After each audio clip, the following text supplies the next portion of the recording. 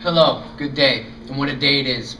In honor of National History Day, my groupmates and I will be speaking to you about this year's theme of debate and diplomacy.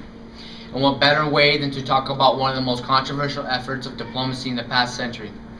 This would be the famous Treaty of Versailles created to end World War I.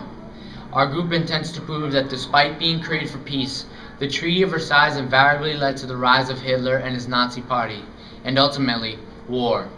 Because the treaty was created with the malicious intentions of punishing Germany with a variety of limitations designed to hinder the country's power through a stunted economy and weak military.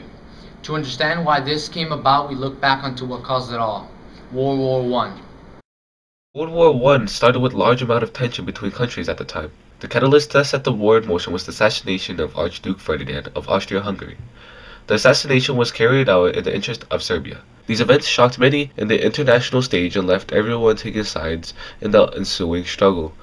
England, France, Russia, and later America took on the side of Serbia and became the Allied power. The German and Ottoman empires took the side of Austria and Hungary. The war lasted from 28th of July 1914 to the 11th of November 1918. The conclusion was that the German and Ottoman empires were totally defeated by the Allied powers. All that was left was to settle the matter of diplomacy. Soon after the war ended, international leaders organized a meeting called the Paris Peace Conference. The Treaty of Versailles was signed at the Versailles Palace in Paris, France. This was because France wanted to show the German leaders and other countries that even after the war their country is still beautiful and that the war had no effect on them. Representatives of 24 nations attended the meeting, Germany not being one of them.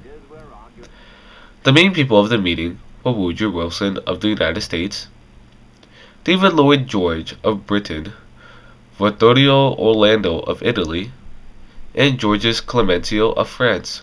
They were called the Big Four, all having different ideas of the punishment of Germany. The goal of the treaty was to avoid another war from happening, but it had actually provoked one. Georges Clemenceau wanted revenge. They wanted Germany to pay for the war and to make sure another war could not happen, as Germany would take full responsibility for the Great War. David Lloyd George was neutral. They wanted Germany to pay, but at the same time continue to have a stable economy since they were trade partners. Woodrow Wilson wanted a long-lasting peace, and by that he constructed his idea of the 14 points. It promised a moral order.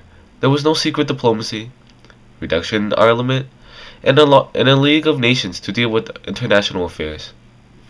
In Article 249 to about 263, the treaty talks about German territory and money issues.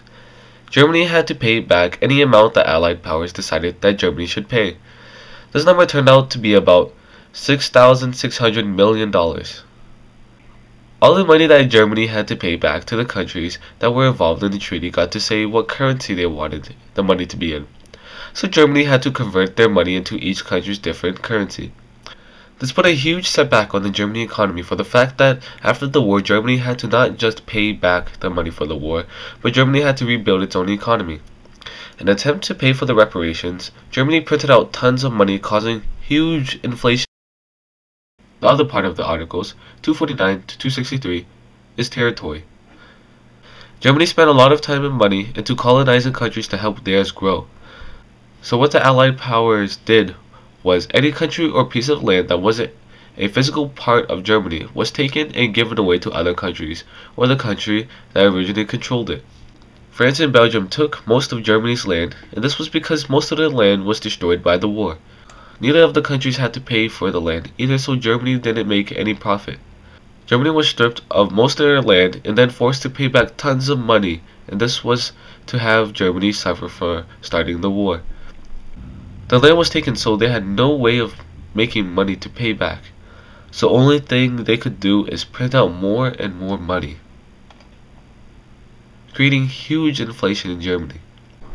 The German military was also given restrictions so that another war could not be started, and if it was, it would have been ended quickly.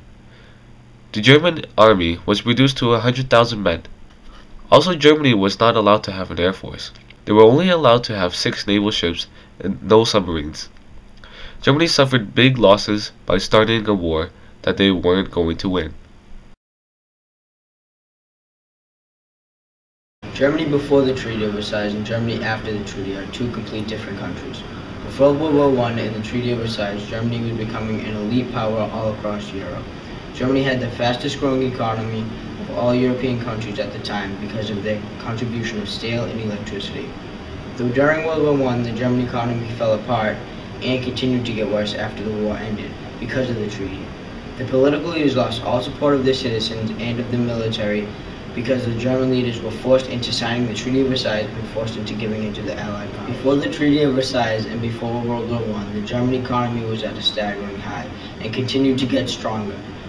Germany was having extreme success before World War I. Germany had control over almost all the trade because Germany had colonized many different territories, and with the use of railways and overseas trade, they were able to become the leading trade country in Europe.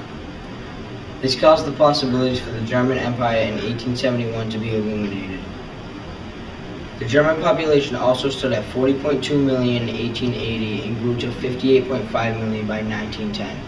This population growth had every rival continent beat, giving Germany a greater chance for success. The German economy was having so much success that despite the financial crisis of 1873, which was a European trading slump, the German economy and trade remained buoyant. The growth of the economy never dropped below 2.5 cents per annum throughout the 1880s. What helped lead to the booming German economy was the production of steel and electricity. The development of the economy encouraged small companies to merge into larger companies. Germany also had the most merchant ships in Europe for transporting their goods. All these different things are what led to the success of the German economy before the Treaty of Versailles and before World War I. When the Treaty of Versailles was signed, it had a huge impact on every part of Germany, from the government to the military to even the citizens that lived there.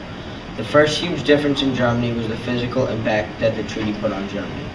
Germany lost over 1 million square miles of land when the territories were taken away, and they lost control of over 6 million people. The financial impact was $6.6 billion that Germany had to pay back without being able to make the money because all their resources for raw materials was taken away from them. The other big loss that Germany had was men. It was known as the lost generation because Germany lost about 1.7 million men during the war, and 4.2 million were listed as injured. The treaty had a huge political impact. The government of the present day resigned because they refused to sign the treaty. The new incoming government, known as the Weimar Republic, had no choice but to sign the treaty, and the military and citizens felt like their government was stabbing them in the back. The signing of the treaty led more people into being disgusted by the Weimar Republic and not supporting it. The signing of the treaty started the period where Germany was isolated.